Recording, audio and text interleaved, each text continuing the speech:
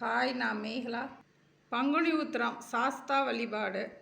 பங்குனி மாதம் பௌர்ணமி அன்று உத்திர நட்சத்திரம் சேர்ந்து வரும் இந்த நாளில் பங்குனி உத்திர தீபம் ஏற்றுறது ரொம்ப நல்லது.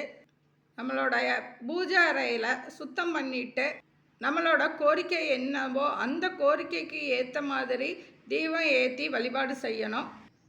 சாஸ்தாவுக்கு முன்னாடி வீட்டில் பூஜை அறையில் ஒரு தலை வாழை இலை விரித்து அதை சுத்தம் பண்ணிவிட்டு அந்த வாழை இலையில் மேலே ஒரு புறம் பச்சரிசியும் மறுபுறம் தோரம் பருப்பும் பரப்பிட்டு அதற்கு மேலே நம்மளுக்கு என்ன கோரிக்கையோ அதுக்கு ஏற்ற தீபம் ஏற்றணும்.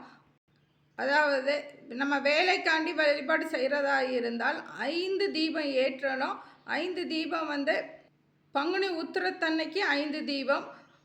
அதற்கு முன்னாடியே முதல் நாள் ஒரு தீபம், 2ஆவது நாள் 2 தீபம்னு சொல்லி பங்குனி உத்திரத்தன்னைக்கு 5ஆவது நாள் 5 தீபம் ஏற்றணும்.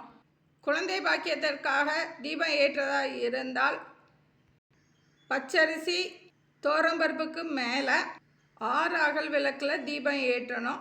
திருமணம் கூடி வர்றதுக்கு 7 தீபம் ஏற்றணும். பண பிரச்சனைக்கு தீபம் ஏற்றதா இருந்தால் 11 தீபம் ஏற்றணும்.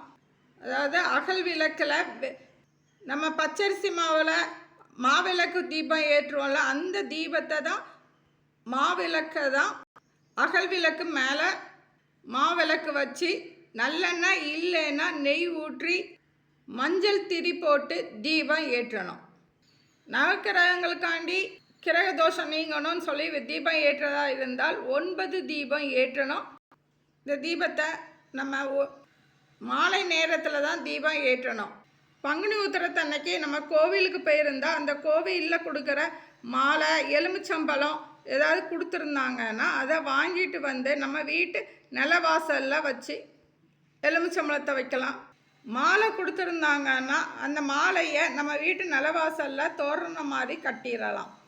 தீபம் ஏற்றும்போது முதல் நாள் தீபம் ஏற்றும்போது ஒரு வாழை இலைக்கு பதிலாக வெற்றிலை வைக்கணும். ஒரு நாள் முதல் நாள் ஒரு வெற்றிலை, 2ஆவது நாள் 2 வெற்றிலை, கடைசி நாள் பங்குனி உத்திரத்தன்னைக்கு வாழை இலையில தான் இந்த தீபங்கள் ஏற்றணும்.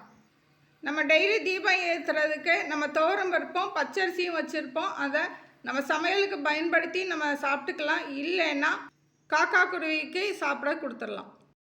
பச்சரிசியை பசுமாட்டுக்கு வெல்லம் கலந்து கொடுக்கறது ரொம்ப நல்லது.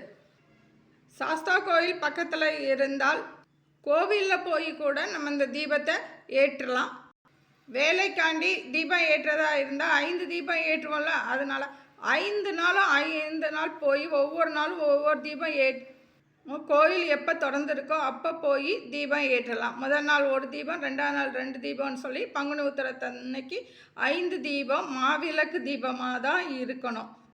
தீபம் ஏற்றுறதுக்கு எண்ணெயும் நல்லெண்ணெய் இல்லை நெய், இந்த 2ல் ஏதாவது ஒன்று தான் பயன்படுத்தணும். தேங்க்யூ.